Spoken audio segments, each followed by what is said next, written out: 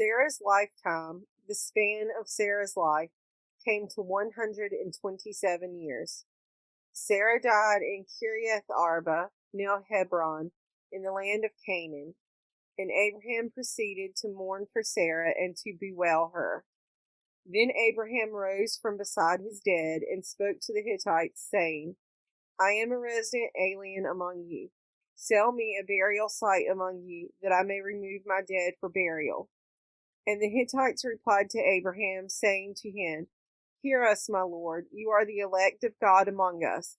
Bury your dead in the choicest of our burial places. None of us will withhold his burial place from you for burying your dead.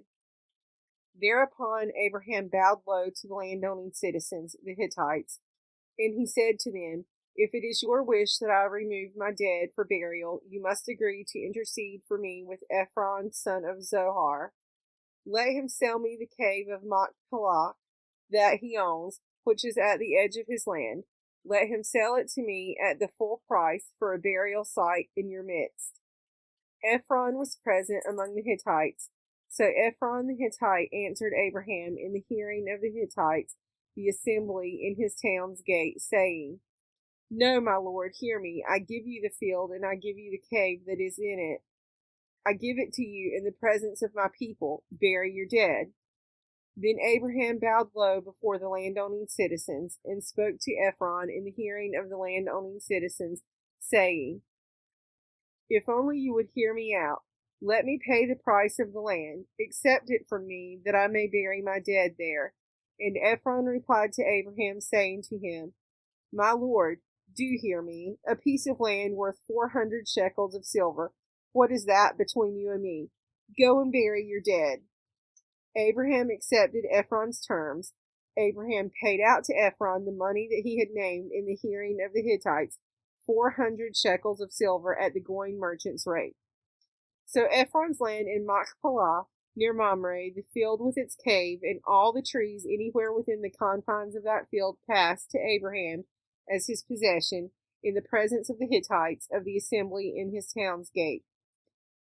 And then Abraham buried his wife Sarah in the cave of the field of Machpelah, facing Mamre, now Hebron, in the land of Canaan. Thus the field with its cave passed from the Hittites to Abraham as a burial site. Abraham was now old, advanced in years, and God had blessed Abraham in all things.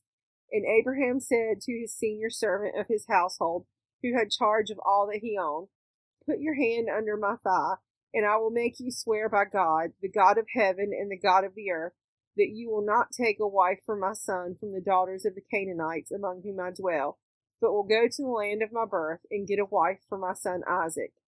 And the servant said to him, What if the woman does not consent to follow me to this land? Shall I then take your son back to the land from which you came? Abraham answered him, On no account must you take my son back there. God, the God of heaven, who took me from my father's house and from my native land, who promised me on oath, saying, I will assign this land to your offspring, will send a messenger before you, and you will get a wife for my son from there. And if the woman does not consent to follow you, you shall then be clear of this oath to me, but do not take my son back there. So the servant put his hand under the thigh of his master Abraham and swore to him as bidden. Then the servant took 10 of his master's camels and set out, taking with him all the bounty of his master, and he made his way to Aram Naharaim, to the city of Nahor. He made the camels kneel down by the well outside the city at evening time, the time when women came out to draw water. And he said, O God, God of my master Abraham's house, grant me good fortune this day, and deal graciously with my master Abraham. Here I stand by the spring as the daughters of the townspeople come out to draw water. Let the maiden to whom I say, Please lower your jar that I may drink, and who replies, Drink, and I will also water your camels. Let her be the one whom you have decreed for your servant Isaac. Thereby shall I know that you have dealt graciously with my master. He had scarcely finished speaking when Rebekah, who was born to Bethuel, the son of Milcah, the wife of Abraham's brother Nahor, came out with her jar on her shoulder. The maiden was very beautiful and a virgin, no man having known her. She went down to the spring, filled her jar, and came up. The servant ran toward her and said, "Please, let me sip a little water from your jar." "Drink, my lord," she said, and she quickly lowered her jar upon her hand and let him drink. When she had let him drink his fill, she said, "I will also draw for your camels until they finish drinking."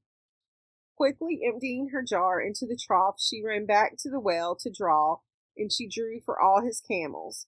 The man, meanwhile, stood gazing at her silently, wondering whether God had made his errand successful or not. When the camels had finished drinking, the man took a gold nose ring weighing a half shekel and 2 gold bands for her arms, 10 shekels in weight. "Pray tell me," he said, "whose daughter are you? Is there room in your father's house for us to spend the night?" She replied, "I am the daughter of Bethuel, the son of Milcah, whom she bore to Nahor." And she went on, "There is plenty of straw and feed at home, and also room to spend the night." The man bowed low in homage to God and said, "Blessed be God, the God of my master Abraham's house, who has not withheld steadfast faithfulness from my master, for I have been guided on my errand by God to the house of my master's kin." The maiden ran and told all this to her mother's household. Now Rebekah had a brother whose name was Laban. Laban ran out to the man at the spring. When he saw the nose ring and the bands on his sister's arms, and when he heard his sister Rebekah say, "Thus the man spoke to me," he went up to the man who was still standing beside the camels at the spring. "Come in, O blessed of God," he said. "Why do you remain outside when I have made ready the house and a place for the camels?" So the man entered the house, and the camels were unloaded. The camels were given straw and feed, and water was brought to bathe his feet and the feet of the entourage under him. But when food was set before him, he said, "I will not eat until I have told my tale." He said, "Speak then." "I am Abraham's servant," he began. "God has greatly blessed my master, who has become rich, giving him sheep and cattle, silver and gold, male and female slaves, camels and asses. And Sarah, my master's wife, bore my master a son in her old age, and he has assigned to him everything he owns. Now my master made me swear, saying, 'You shall not get a wife for my son from the daughters of the Canaanites in whose land I dwell, but you shall go to my father's house, to my kindred, and get a wife for my son.' And I said to my master, 'What if the woman does not follow me?' He replied to me, 'God, whose ways I have followed, will send a messenger with you and make your errand successful, and you will get a wife for my son from my kindred, from my father's house. Thus only shall you be freed from my adjuration, if, when you come to my kindred, they refuse you. Only then shall you be freed from my adjuration.' I came today to the spring, and I said, 'O God, God of my master Abraham's house, if you would indeed grant success to the errand on which I am engaged. As I stand by the spring of water, let the young woman who comes out to draw, and to whom I say, "Please let me drink a little water from your jar," and who answers, "You may drink, and I will also draw for your camels," let her be the wife whom God has decreed for my master's son." I had scarcely finished praying in my heart when Rebekah came out with her jar on her shoulder and went down to the spring and drew. And I said to her, "Please give me a drink." She quickly lowered her jar and said, "Drink, and I will also water your camels." So I drank, and she also watered the camels. I inquired of her, "Whose daughter are you?" And she said, "The daughter of Bethuel, son of Nahor, whom Milcah bore to him." And I put the ring on her nose and the bands on her arms. Then I bowed low in homage to God and blessed God, the God of my master Abraham's house, who led me on the right way to get the daughter of my master's brother for his son. And now, if you mean to treat my master with true kindness, tell me, and if not, tell me also, that I may turn right or left." Then Laban and Bethuel answered, "The matter was decreed by God. We cannot speak to you bad or good.